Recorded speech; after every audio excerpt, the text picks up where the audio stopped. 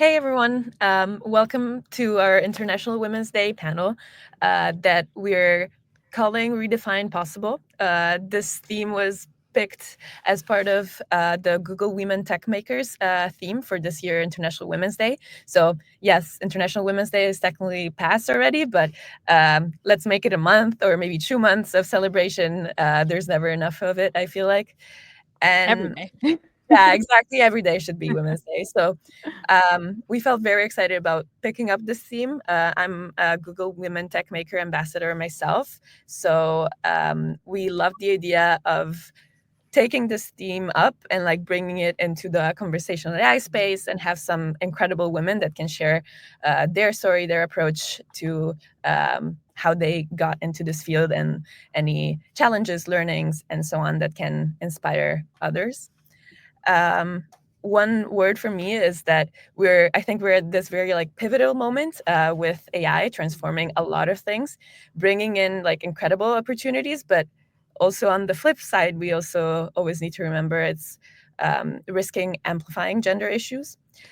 So because of this, the idea of redefining possible is very intriguing to me and flips the problem in its head of seeing it more as an opportunity and like tries to find possibility in a world where it's like, okay, like actually we already see like less women are being employed in this field or women are more reluctant to use AI, and so on. So with this as a background, I'm very excited to get the opinions of and life stories of people who've been through it all and are in it. So I'm very excited to introduce our amazing panel. Maybe we can start with Soo-Jin if you want to introduce yourself.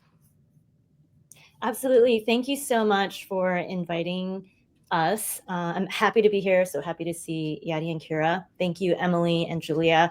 I am basically a former teacher turned conversation designer. And I've been through various industries, mostly tech companies, started at the bank, and then got into Gen AI because I heard that is the hot field and you want to stay relevant. So following that wave. And currently, I am contracting at Netflix and learning a lot about how to work with LLMs. And I'm really an English teacher all over again, but learning how to navigate the nuances and how language makes things so complicated. And I'm really excited to be here. I'm also a playwright, still a playwright. Thank you. Very cool. Maybe Ciara, if you want to go next.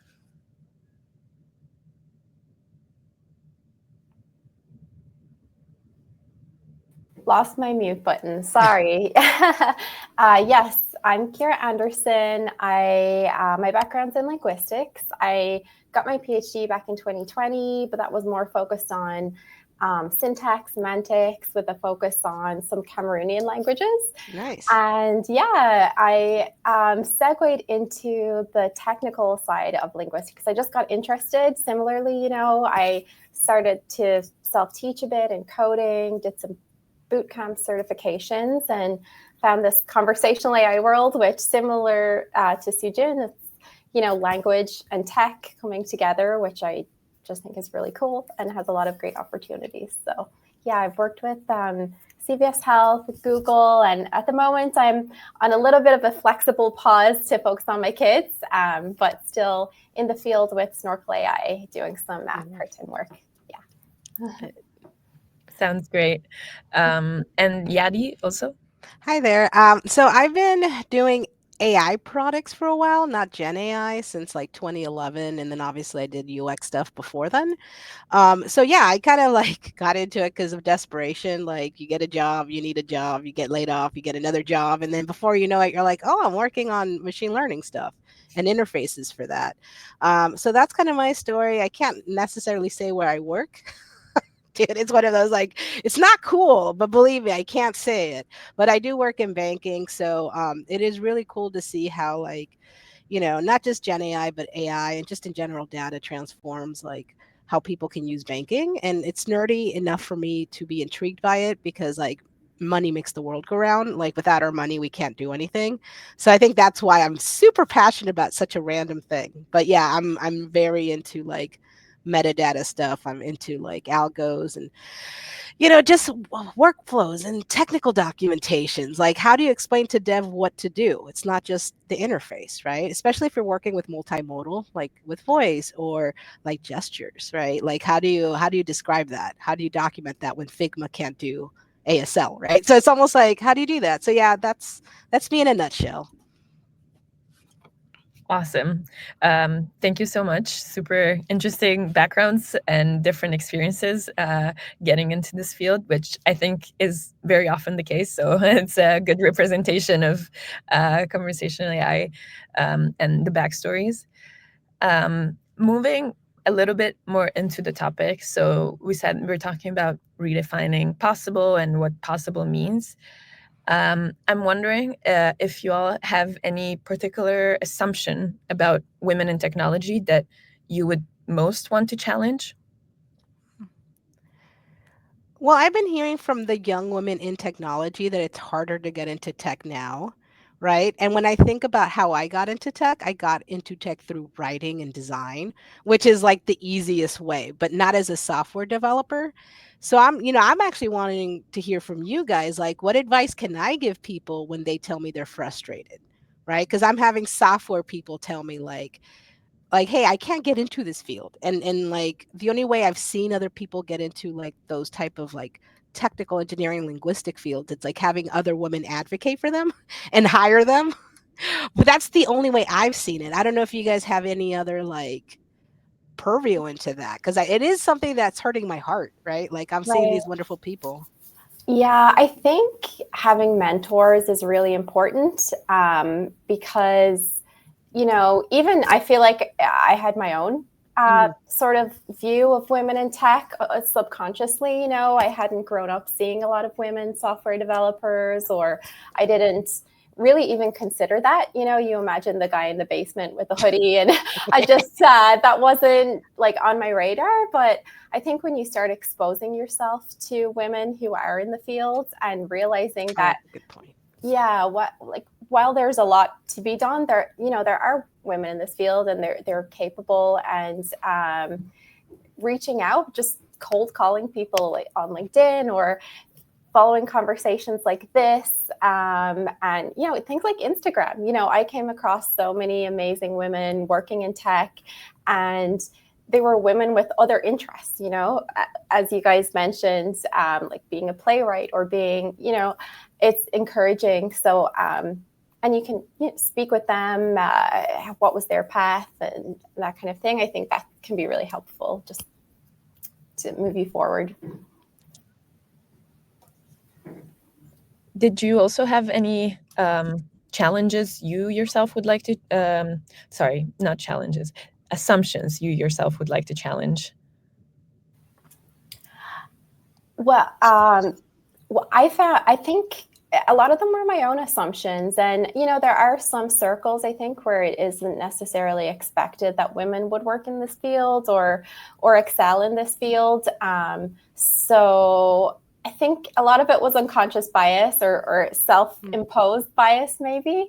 And again, just that whole concept of, if I can see it, then I can be it, or I can do that. And just seeing other people do it opens up doors. And I just started to realize as I started to play around with technology that, it's fun, like it's really enjoyable, and it's not, it's something women can enjoy and be creative with. And so definitely something we have to keep challenging, I think.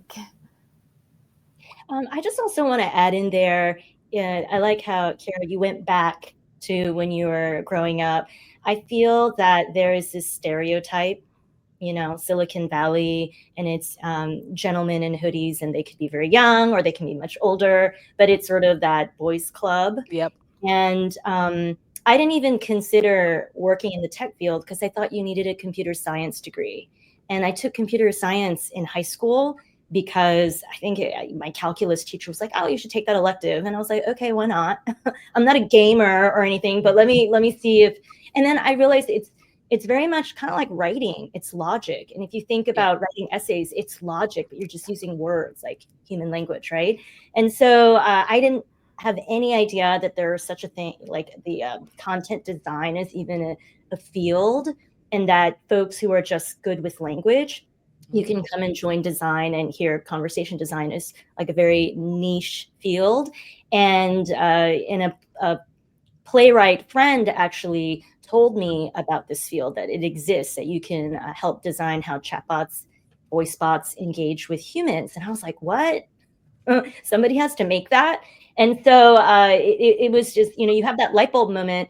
And I think in the STEM education field, I guess, that starts even all the way in elementary school, but particularly in high school, STEM, I don't know if STEM schools even focus on design much. Maybe it's through the business classes. No, saying no.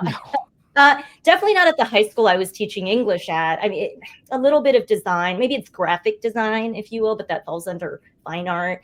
Anyway, I think the pathway, like the pipeline, or to know that this path even exists, wasn't brought up to me at all until I was having coffee with a friend. And so it's about who your community is and how you get exposed to it. And so it's like getting the word out there. And now I think it's a little more visible, but we need to do more broadcasting to let people know. It doesn't matter like what your background is or how you were born. If you have an aptitude or interest, you can develop the skill. That's true. That's absolutely, like, I would also like to bring up that, like, this whole thing of like DEI and women in STEM, it's actually the opposite. Like, the women I've encountered in STEM had to be even better than the guys because they wouldn't even get a chance otherwise. So, like, some of the most brilliant, like, software people I've worked with, some of the most brilliant QA people, like, they just happen to be women, right? And if we're talking about design too, like, some of my favorite people happen to be Black women, right? In AI. So it's almost like the opposite, right? Like, people think DEI is like, oh, we have to give people a chance. It's like, no, dude, like, you don't understand the reality. Like, when there is no avenue, you have to be the best of the best. But what I've also noticed, that even though they're the best, some of them were the kindest, right? Because they understood the struggle and they didn't have this weird survivor bias, which is sometimes like, well, pull yourself up by the bootstraps. I was able to do it. It's like, no, dude. Like, you have to have that balance of empathy and also like, okay, I did do more than I had to, but that's so that the people that come behind me don't. Right. So it's that like connection. So I would like to say that, yeah, women in tech are actually a lot more brilliant than we give them credit to. I'm not even talking about me. I consider myself a designer, a designer that happens to work in technology, but like, I'm talking about like true engineers that are like creating algorithms. Like, I have a severe respect for them because a lot of times they're also not the most vocal ones, right? And that's the other thing too, that sometimes like there's this weird thing where we're not allowed to talk, and I would like to challenge that, because like, if a man talks, he's assertive. If a woman talks, she's a bitch. So like, how do you balance that? I mean, but both could apply to both, right? So I'm just going to say, you just have to be kind to people, and when you reply, have a strong voice and a shiny spine, but also don't be a jerk about it, right? Yeah, and I actually wanted to go back to Kira's point about mentorship and how important that is. And just, I actually met Kira because she was my mentor for Women in Voice. So it's, it's important to have those role models and have people that you can look up to and have support, build your network and have the support of other people too. So I was curious, did you all have mentors or role models who helped shape your journey into the field in particular? Accidentally, my boss. And I think you know my boss. So my boss is really kind and really cool. Yeah. So I would say it's only by accident, right? Because like, I got mentored once I got hired. It wasn't before, okay. right? And then now that I'm being like in her team, she like takes time to coach me, because I might be a little neurodivergent. I might need a little like safety rails to kind of be like, don't be offensive. I'm like, fine. But yeah, I would say like some of the best mentors are actually from work, and they're actually accidental, right? Because they want you to succeed. So yeah, I would say my boss. I totally agree with that.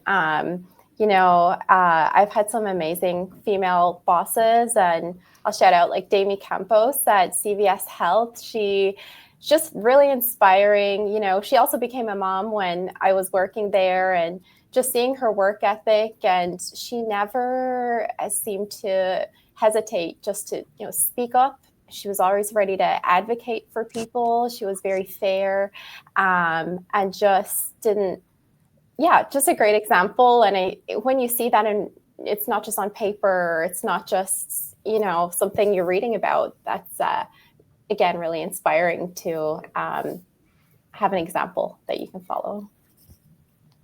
I want to add in here, give some shout outs to men. When I was trying to get into this field, it's not that female mentors or female colleagues, friends, like what they said was of less value, not at all. But when it's kind of like patriarchy, and these are people who ended up becoming tighter friends through work. And they're not like my direct boss or anything, but they're sort of my colleagues.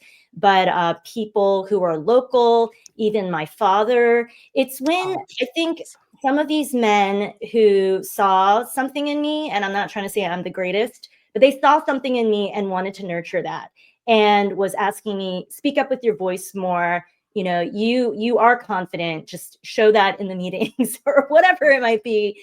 That really helped me because I didn't have necessarily in the beginning of my pivot, like female coworkers who were like, speak up more, you got this. It was sort of my male mentors who are still friends, currently friends, and they've lasted as friends because they were like, hey, you got this. And that really helped me because they're not saying you're a boy, come to the boys club. It's sort of like you as yourself, you have value, you have things to offer. And it made me feel great. I will add a quick thing about my father. He barely speaks English, but he's run his own small business in the US his entire life. Well, after he came here when he was like 29 years old, he's still here, retired well. And he told me when I was trying to get into tech from teaching, he said that if anyone can do it, you can. And that just kind of brought tears to my eyes because it's like, Dad, you obviously get news through the Korean newspaper or you're watching Korean cable news, etc. He is actually really hyped up and interested in tech. But obviously, he can't hop onto LinkedIn and read articles or what have you. But that just really touched me because someone believed in me, and I didn't have to explain to him in English, this is what I do. So I want to give a shout out that it's also male folks out there, and then all sorts of people who kind of show up for you, and that has been really, really helpful. And even my teacher friends who, I left behind because, I'm not at that high school anymore, they're rooting for me too. Because I feel like if one of us makes it, it's like they made it too, because they're supporting you on this journey. I love these stories, especially like with the dad. It's so very, very cute. I was thinking because Yaddy, you also mentioned like sometimes it's like also in the work environment that managers can make a big difference. Yep.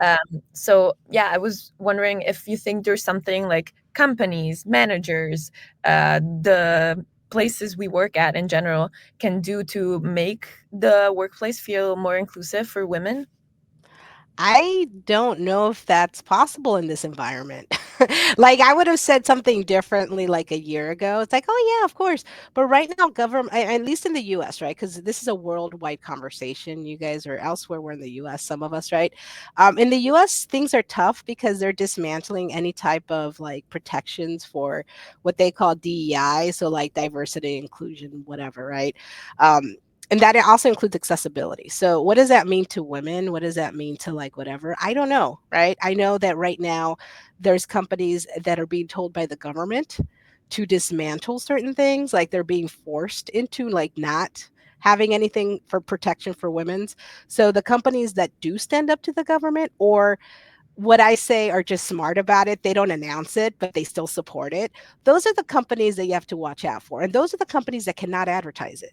right? Because keep in mind, they have to be sneaky about it. They can't like be saying like, look, we're not going to do what the government says verbatim. We're going to follow it to the explicit rule that we have to, but we're still going to support these other groups, right? That's where you have to talk to your friends and find out like, how is the culture really like? Right, because it's one thing how they perform like in the stocks and they having their documentation facing outward. It's another thing how they work, right? So the company I work with may not have anything about DEI in their stocks, but I'm very proud of the way they're handling internally, how they didn't have any changes, and in fact are having more support for accessibility and other organizations within it. So I almost feel proud. I wish I could tell you where I work because I'm like, oh, that's a great example of a great company. But they do exist. There are lists out there of companies that you can find that are still supporting some sort of diversity and inclusion programs. They're just not calling them that. You can also find through your friends which places are toxic and which ones aren't, because the ones that are turn around really quickly. Like you'll see it, like we saw it in the States, one day to the next, their rules changed.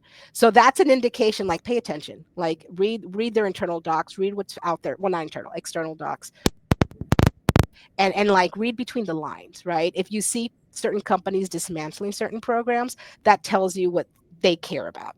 And if you don't see them advertising it, where they're like just doing the bare minimum, that tells you, okay, they're just following along to not get sued. Because now people can get sued, right? Like the government is setting up the stage so that you can get sued if you have any type of preference for any type of like discrimination, whether it's sex oriented or race, I guess. I don't know. I don't know enough about that. I just know that like it's going to get a lot worse before it gets better, but I do feel that eventually the pendulum swings, right? So like right now we're going through one extreme, and the good thing about that is that I do see more people unified, right? Like even though the government may want one thing, the people themselves are like, no, like this is where I'll create my own support group, right? So I've noticed that like people take it on their own.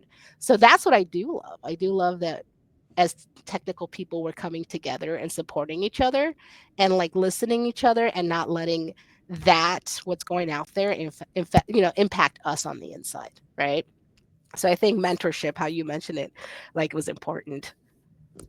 Yeah, I definitely agree that the culture is a key indicator there, and especially if you're going into a new role, to reach out to people on the team and just chat with them, even for like a 10-minute coffee, and get a feel for it. And then see if managers are open to things like education on these kinds of topics. Are they willing to learn more about that? About diversity, inclusion, even, having just had a second kid, things like, I think sometimes there's a perception that, okay, you're on maternity leave, like you're just chilling at home with the baby and it's all so sweet. But I mean, there's sleep deprivation, there's, body changes going on. And before I had kids, I sincerely had no idea. So I think educating managers too on topics like that, and related topics can be helpful in creating a culture that is more aware of different groups, and just, that things aren't always linear in a career, whether it's a man or a woman, whatever it might be. They're stay-at-home dads, maybe somebody has to pause to focus on their kids and things like that. So I think education and knowing that careers aren't always linear, and that's okay, and that's a good thing. Those are all kinds of things I think management could be aware of. Yeah, I'm curious. Just I know kids. All of you have kids, and I'm wondering, like, have you had to deal with any challenges related to that at the workplace that you've had to navigate? Oh, go ahead. Yeah, well, I have to say at Google, they have a really great support system there, and a support program, leading up to the birth and after the birth. They have a lot of support. They use the Maven app. You can reach out for advice, for relating to yourself, to the baby. They follow up for several months after you've had your baby too, to kind of see how you're doing. So I think that's a really great start. And but I haven't necessarily seen that in every company that I've worked with. So I think that being a priority is really important in terms of keeping women in the workplace, or if a woman chooses to pause, having it an environment where it's open for her to come back in at a later point. So that's definitely something I think could be spread and improved upon. Yeah, because we were talking to someone the other day that said that after she had kids, her workplace was just like, oh, we're not going to give you the same projects because you're a mother now. You can't do it. Wow. Yeah. That's, so it's those assumptions are not okay. I mean, if you choose to work, it's because you're capable and it's because you're exactly. Yeah. So that sort of thing is definitely not acceptable. Well, I'm kind of lucky in that, like, my work is remote, so I'm able to like do I have a special needs kid, so like I have a lot, like I almost I'm gonna be blunt, like I need a lot of like discretion because like my kid has to go to this appointment or this appointment, and he's sick, and he has like more doctors than a normal kid would just because of his diagnosis. But my boss doesn't really give me like grief about it. And the way my work goes, like we can work asynchronously. And a lot of times all our meetings are in such a way where I know when to set up my appointment. So there's a way to avoid. So there's no disruption to work. There's also no disruption to my kids' health care. But also like there's no disruption to my deliverables or anything else. Like sometimes they don't even know. They just know because I put out of office on the calendar, right? Like to let them know. But like, so I'm lucky in that way because like being able to work remotely with a kid that does have special needs is super important. So that's why like I do have a high respect for my boss. I think it's a boss thing. I don't think it's a corporate thing. Right. So let's just be blunt there, that I think that my boss being in any company would try to accommodate her people. Right. She would make it a point. Oh, absolutely. Yeah. Right. But not everybody is like that. Like, I don't think if I were to work with somebody else under the same company that I would be afforded the same thing.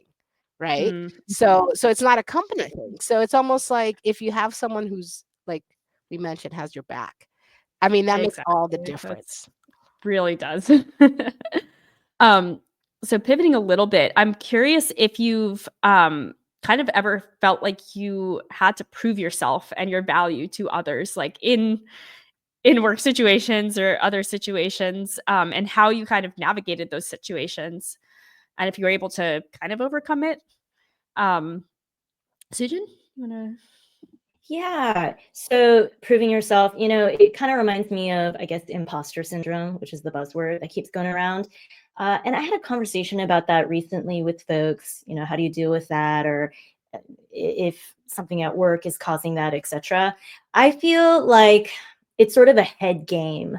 And it doesn't matter how many years you've been in this field, because our field is always like the next day you're getting, oh, well, things have shifted and you can't get comfortable, right?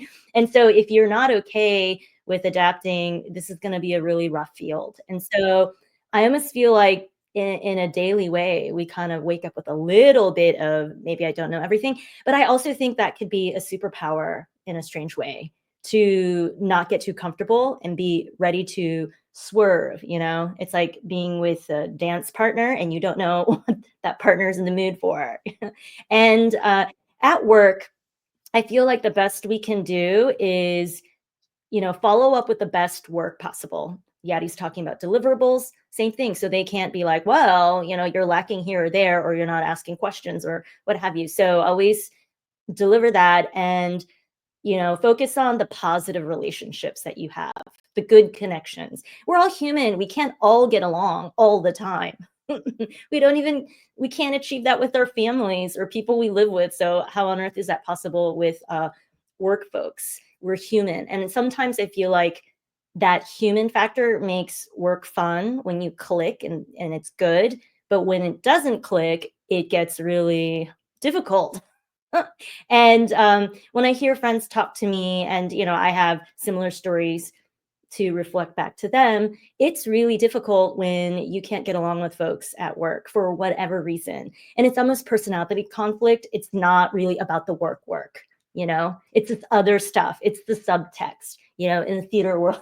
It's what's not spoken. Sometimes people speak it, right? But often not. So for me, I think, you know, do the best work you can. And you could showcase it in your portfolio or how you present yourself. And the other thing is have other people vouch for you who believe in your work ethic and your awesomeness. Don't get swayed too much or too down. I know people are talking about positive boss experiences here. And, you know, if we could all say, oh yeah, A+ to all our former bosses, then we live in the ideal world. We're in a utopia. Okay.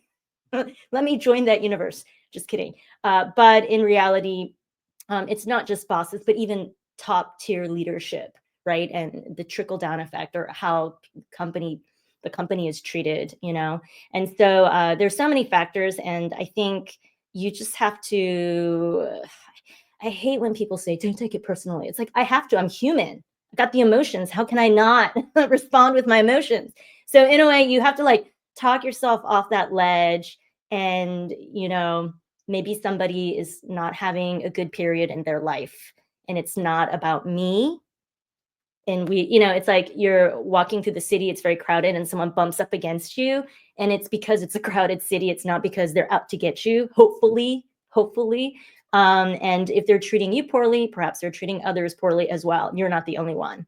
So in many cases, it's sort of like that. So you have to, it's kind of like being on that playground again, and try to take your focus away from maybe that bully or whatever, and make alliances elsewhere, protect yourself. Yeah. Yeah, no, I totally agree. I've definitely been in circles where it wasn't expected for, you know, a woman to work in this field, or maybe a mom to, when I was working full time, to work in this field and to be able to do it all. And I agree and think that you can use that as fuel a little bit, you know, kind of if someone tells me I can't do something, that really makes me determined to try to do it. So I think it's good to use that as fuel, but don't let it become the center of why you're doing what you do, because you're doing it because you enjoy it, because it's a field that you want to be in, because there are coworkers and managers and colleagues that you enjoy creating things with. So yeah, turn it into something positive. I know it does sound cheesy, but you know, use it as fuel and to move you forward. Yaddy, do you have any thoughts on that? Well, I'm just amening. I'm like taking mental notes. I'm like, yeah, that's pretty good advice. And it's funny because like I think Soo-Jin and I had opposite experiences with bosses. And it got me thinking like, all right, like what would I do if I didn't have a good boss? And also like I'm like taking your advice, Hero, where I'm like, well, if I didn't have a good boss, I would definitely need to take your advice. Like I would have to keep things positive and like occupying more positivity in my headspace versus focusing on the negative, and then focusing on the things I can change versus the stuff I can't. Right. So it's funny how like just talking to you guys, like a lot of these tips could apply to just like design in general, or even like software develop, like different fields, because it's a truism, right? Like no matter what field you're in, you're going to encounter some jerks. You can either let them stop you or they can propel you, but if you focus on them, you're not focusing on yourself, right? So I think that's the coolest piece of advice I learned right now. I'm like, yeah, maybe like don't be vengeful, Yadi. Like don't focus on the anger, focus on the productivity, right? So thank you. I know this is great. And Soo-Jin, the stuff that you said about like just perspective in terms of like, well, how do you survive an environment where you're not supported, right? You focus on the positive alliances, because those are the people that keep you afloat, and there's more positive than negative, right? One person being a negative person doesn't matter if you have like literally hundreds of people who love you, which I know for a fact. So that's like the best advice. Yeah, I also think like with that, sometimes it's also like you can call it, right? Like if it's like you've given it your everything and it's like not your thing, like it's too hard to overcome, it's not quitting, it's like taking a better chance for yourself because it was just like not an environment that was going to help you. No, Giulia, that's so important. I think if it's time for a breakup, it's time for a breakup. You don't have to, you know, be the long suffering person. You're not gonna get a medal for being a martyr or something. So you have to use your common sense. Yeah. Yeah, so much great advice, and I see also like people in listening in are agreeing with that. I'm wondering also, like, now that you've been in tech for a while, you've seen things, you've overcome some challenges. Is there anything, if you think back, that you wish you'd known when you first entered the tech industry, or was it all clear to you as you entered? No, I think the Soo-Jin and Ciara stuff, right? Like if I would have identified toxic environments up front, that would have saved my life. Because a lot of them, like it's funny, like some of them are definitely a boys' club, and no matter what you do, you're gonna be the dumb woman. And I should have known it by the women ratios. Like if I'm the only woman in the room of like 20 developers in a company of 30, right? Like I'm like clear indication that, and like and you look at the products now and they're failing. Because that's the thing, they don't have a diverse point of view. They're focusing on the cool stuff to program. And I'm like, cool stuff like metaverse, fine. Like that's not going to make you money. Like so like a woman probably would have been like, okay, what's going to make us money? Let's do. And not even then. You might even just like not even women. Let me like just make it universal. Someone with guts to stand up to a bad idea would have been able to nip all these cool things. My point is, if I would have known earlier that, like, look at the room, if it's not diverse, that could be a problem. Look at the projects they work on. If they only work on cool stuff that doesn't bring in money, that's not going to keep the company afloat, right? If they are constantly hiring people, like, why do they always hire for the same position? Right. So that's if I would have known that, that would have prevented me so many different toxic places. But when you need money, you just take the job. Like you'll get something positive out of it. You'll get experience. You'll get like lessons learned. But I think some of those lessons I didn't have to learn. I could have just avoided. So I think that's the one I'm like, toxicity I think is a big one, because if you can avoid that, you're going to make your life a lot easier. But sometimes you can't. Like I admit it, sometimes you got to stick through it until you find something that's better. So there's also no judgment in what I say, right? Sometimes you got to do what you do, but be aware of what you're getting into. Exactly. And sometimes toxicity is like more subtle than you would think. So it's hard to like really pinpoint what's toxic, not until you reflect on it. And that's something you just kind of have to learn and grow. And but at the same time, it's good to, have that awareness. And yeah. Ciara, Soo-Jin, any? I think for me, starting out, it can be really intimidating to see those who are further ahead. So whether it's your first job where you have to do some coding or something and you're looking at senior software developers completely intimidated, I've truly learned as time goes on, they're just human like you. And if you've ever kind of gotten on a call with a more senior developer and you're trying to solve a problem, seeing their thought process and having them break things down step by step into simple problems, you start to realize that you can do that. They're human and they might be further ahead, but in 2 years or in 5 years, I can be there too.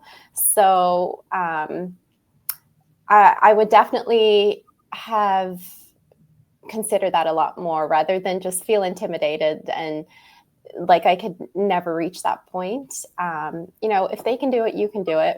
We're all human. If you spend the time and you do the work, every big problem is just breaking something down into smaller problems and working on it step by step. So I think that's something I would consider for sure. No, I almost want to chime in and say the same thing. After being in this field for 3 years, I realized nobody is a genius, okay? So that calms me down. Maybe there's an Albert Einstein among us, or Temple Grandin, whoever, someone once in a while, once in a blue moon, we have someone like that. But overall, hard skills can be taught. Ciara, I agree, because you're like, oh, and you're in that mode. You're like, oh, it's not perfect right now. But one thing that I noticed about design is that it's very much like, because I come from the theater world, it's like putting on new work. You have to go through so many drafts. And then you get feedback from people, the actors and directors. They're amazing if they come over to your house and read with you. It's okay if you don't have it perfect the first design review, unless you have the pressure cooker time on you and you got to deliver very quickly. But as long as you try it out, take feedback, and work together, you can come up with solutions together. And that's the other thing. You're not alone. You should have, if you have a great manager, they will want to support you or give you advice on how to tackle this. So you should never be alone if you work with a team, and most people work in teams, although there are some solo conversation designers out there. But then, hey, you have friends, reach out to friends, text them. Yeah. And obviously you don't tell them exactly what you're doing at your company, but explain, hey, in broad terms, what's going on. And they might give you resources. So like LinkedIn, full of resources, pick your people. And so that I totally agree with you, Ciara, that don't be intimidated, go for it. I was speaking with a friend of mine a while back, Hillary Black, shout out to her. She's been a wonderful mentor. I hope she's listening in. But she told me, we both talked about how people keep wanting to break into this field, and they have so much experience with other things in life, right? And the one thing she told me, if everyone can just believe it, and it sounds so cheesy, but believe it, you are it, you can do it. And it's almost like, for me, coming from the theater world, it's like being an actor. You're given a role. You're it. You're not going to wait until 10,000 bosses give you a thumbs up. No, that's too late. It's like, you're it right now.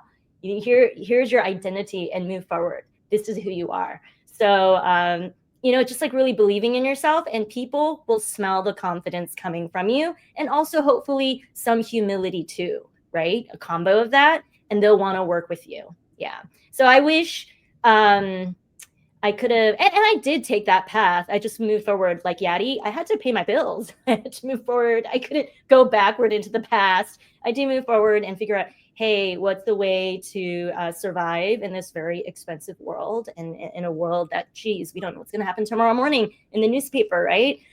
So how do we survive? How do we provide for our loved ones? How do we, and so just continue on with that belief as well, because I do have, I don't know if you all feel it, but it's not so much imposter syndrome, but it's like, oh my gosh, will I still have a job in 2 years or 10 years? How do I stay relevant? Or do I just tell the robot to do things? So anyway, that's a whole other conversation. Yeah. I agree. And also bringing, as you're saying, from theater and any other backgrounds that you might have, if you're starting out, bring all of that into your role. I think Yaddy was saying, you don't just want a bunch of tech bros building, no offense, you know what I mean? Like building products and all of this, masculine energy that we've heard these comments come out. As Yaddy mentioned, the people buying these products are moms, like your home voice devices, they're teachers, they're families, they're, all kinds of people. So as you're working, whether it's in design or, building, if you have other interests, like theater, poetry, whatever it might be, bring all of that to the table, because you're going to make more lasting and interesting and beautiful products that will benefit the company. Like you're saying, we want to make money, then you want to build things that all sorts of people like to use. And to do that, you need different viewpoints and different mindsets, and not just hard skills. Even if you're the programmer, that you still need to have a creative mindset. So I would not be afraid to bring all of those different backgrounds into my role.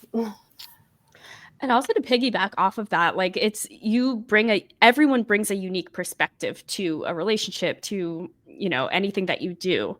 So it's just important to remember that you have value to contribute as well. And like, it's a two-way street. It's not just, you're looking up to other people. It's, you both have something to gain from learning from each other. So that's, definitely something I've learned. So I I was wondering if there are any situations that you'd wish you'd maybe handled differently throughout your career. Yadi? I unmuted because I'm like, oh, just something last week. No, it's like so fresh off the press.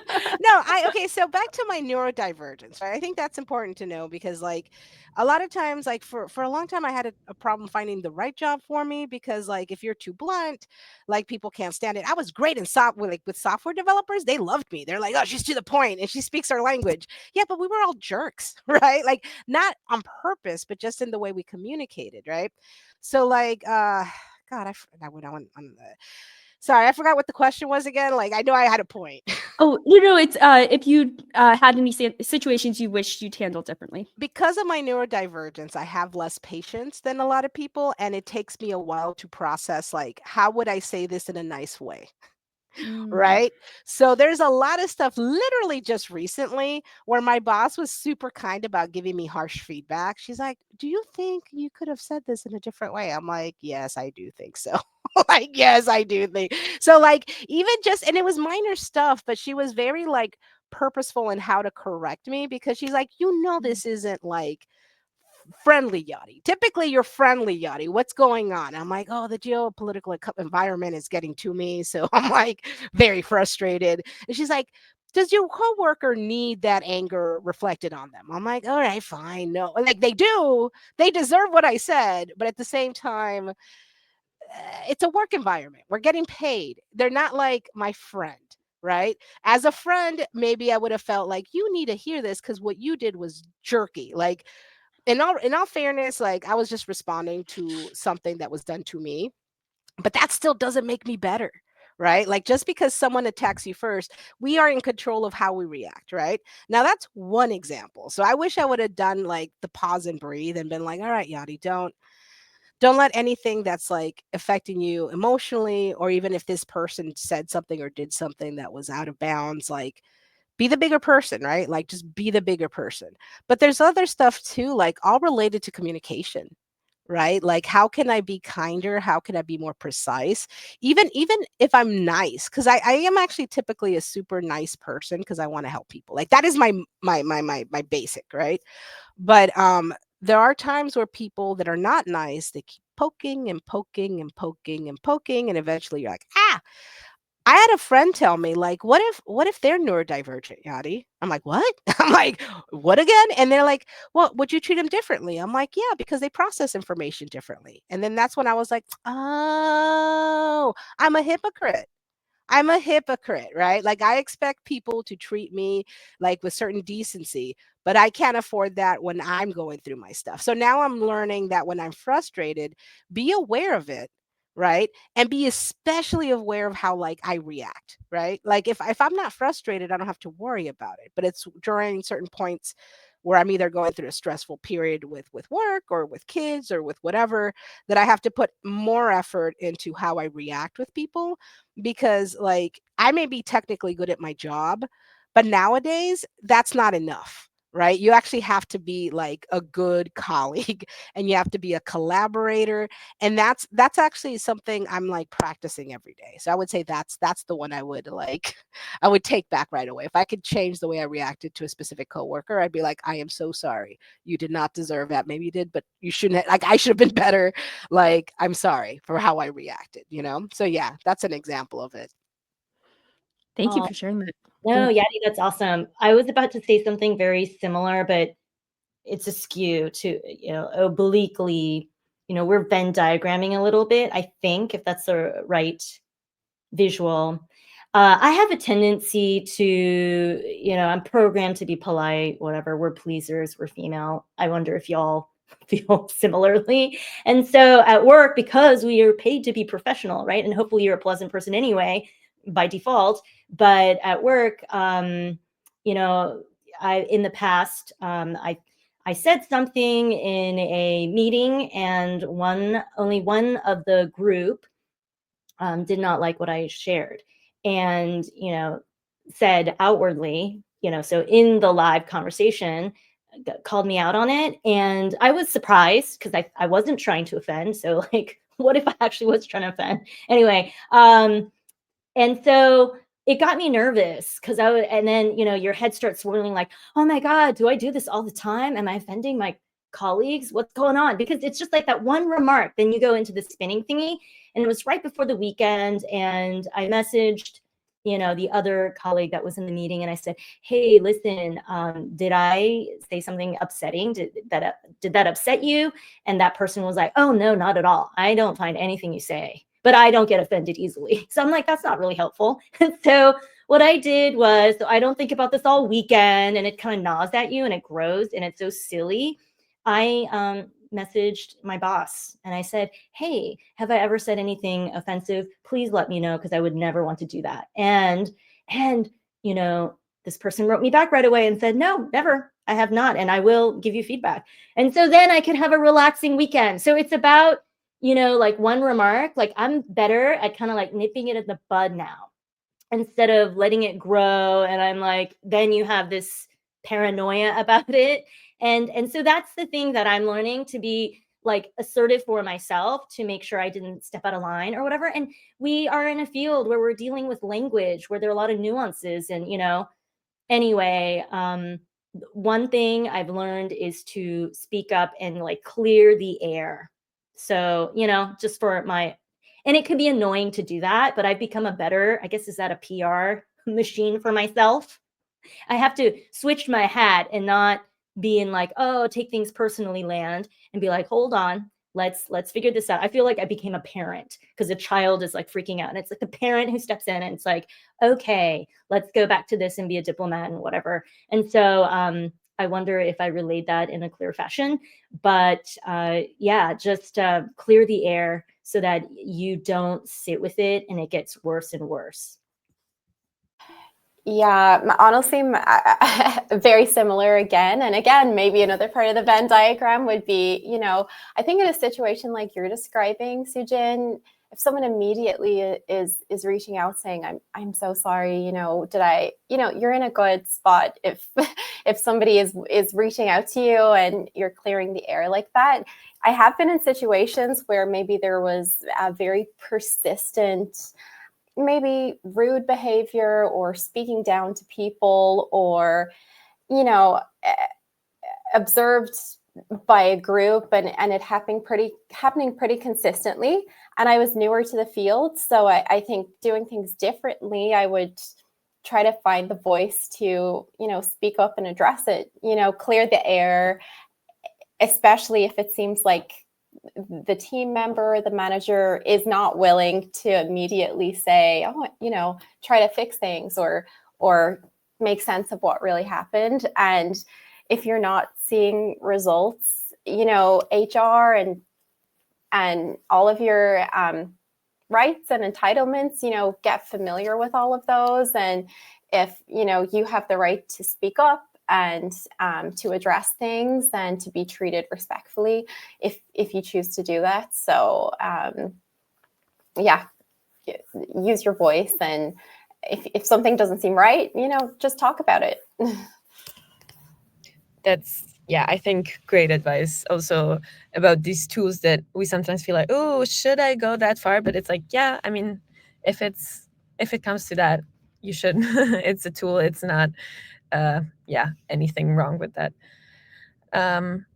I see we're like actually close to the hour, so I'm wondering if we can squeeze in one last question, maybe about also if you have any tips or advice on how can women best uplift and support each other in this industry, because I feel like we talked about it at the beginning, but also to ourselves become agents of positive change. Curious if you have any words of advice. I'll start. The advice is listen, right? Like, I think that's what I'm realizing I'm missing. I'm like, oh, I should listen to what people like, especially like women coming into tech. Like, they're not getting the validation. Like, here they are, like pushing like women in STEM, women this. But then once they graduate from like whatever they're graduating from, there's no support there, right? And I'm realizing that like they've been saying this for a while. I just never heard it until it was a couple of friends, software friends, that were personal to me that I'm like, oh, wait a minute. And that's when I started paying attention. So I would say listen, right? And then be available. Because I think like if you're already a woman in tech, leave the ladder down for other women, right? Like please help other women come up. And to be blunt too, like with like Soo-Jin, like the first opportunities I got were through men because they were the only ones in the field. Not because they were great men. And plus they were smart men because they're like, we hire just the best people. You happen to be a woman, right? So that was also validating. So I would say validate other women. Like even if like even if and especially if they're not at the skill set level yet, then try to find an angle, right? Either be like work on this hard skill, right? Because you're going to have to be XY better than this other person, or work on the soft skill because if you're able to communicate complex technical jargon into simple stuff, then that's going to like people are going to want you on their team. So find an angle for yourself and just by being there, leave the ladder down, right? And then also like even if people don't flat out give you advice, take it as advice. So this conversation is advice for me. I'm like, oh, I'm looking at 4 ladies that know how to communicate better than I do. Let me like, very calm ladies. They listen. So I'm like, you know what? I like the vibes, right? I love that. Thank you, Yaddy. Listening is key. I also think, once you've kind of gotten into the field or broke through, you're at your first enterprise or a big job, I think it's really important to give to the community, whatever it looks like. Emily and Giulia, shout out to you both running this conversations. You don't have to, but you put your own money and resources and everything in creating this community. So thank you. Kudos to you. And I know you include all sorts of folks, not just women identifying folk on here, but today's focus was this. I think, whatever is your thing, maybe you're into podcasts or you're into live in-person happy hours. I used to throw that for a while and I will revive that again. But whatever you enjoy doing anyway, keep that going. And if you meet women identifying folks, just lean in, just like Yaddy said, and listen, because they showed up. And I feel like the people who show up, they're going to go somewhere. First of all, you have to show up, whether it's to that networking event and it's raining outside, you don't want to leave your house because you've been working hard all day, but you go. And so if you invest in the community, meet people, and help women out, they will come back and help you like tenfold, maybe even 100-fold. And real quick, shout out to a friend who reached out to me after I shortly started at the bank. She was like, oh, I'm trying to get in. I'm a professional musician trying to get in. And I spoke to her a few times. I don't think I did anything miraculous, but I listened, like Yaddy said, and I told her, hey, try this, try that, it worked for me back then. And later on, she was like, I got this job and thank you so much. And I feel like, I don't know if I did much. You're giving me too much credit.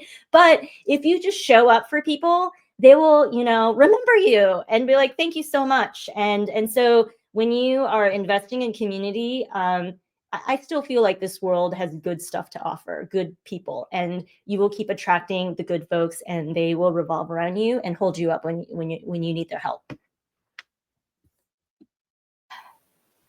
Yeah, very similarly, just putting yourself out there and being visible, it makes a huge impact. Just as I mentioned in the beginning, seeing women in this field and what they were, working on, whether it be design or programming, and also seeing that they have a broader world and a life outside of that is very inspiring. So just putting yourself out there and sharing what you're working on and what steps you took to get there, whether it be certifications or mentorship or, anything like that, just being visible, I think, is a great way to uplift one another.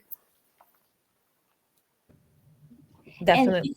And before we close, I just wanted to hop in and just share that if you haven't completed this survey called State of Conversation Design 2025, Kayo and a bunch of us are behind this. We're trying to get a global survey just to see how we're feeling about our field and its future, where it's going. So if you haven't taken it, you can follow any of us. I think we have it in our feed. I posted it recently on my feed on LinkedIn, and it would be great. It takes about 15 minutes if you go through it very quickly. So if you can stick to the end and fill it out, that would be really awesome. April 10th is the deadline. Yes. Yeah. And I mean, I think it's also like in the end a tool for women and all folks to then use in like salary negotiations, potentially to use in like scoping out the field. So it's knowledge is power. So once we'll have all the data, I feel like it's something like very relevant to the topic we talked today in the end. No, thank you. And it's for anyone conversation in the conversation design field to take it. Yes. Awesome. I think someone dropped a link as well, but otherwise we can drop it afterwards. Thank you very much. Yeah, I mean, this was so great. Thank you all so much for taking the time to share and like show up and give us all the inspiration we need. I feel like, as we said at the beginning, it's tough times. So having a light of inspiration is very important. And I feel like, so thank you all a lot. The conversations will keep coming. We'll be announcing new ones soon. So stay tuned for that. Thank you. Thanks for having us. Thank you. Thank you. It was an honor.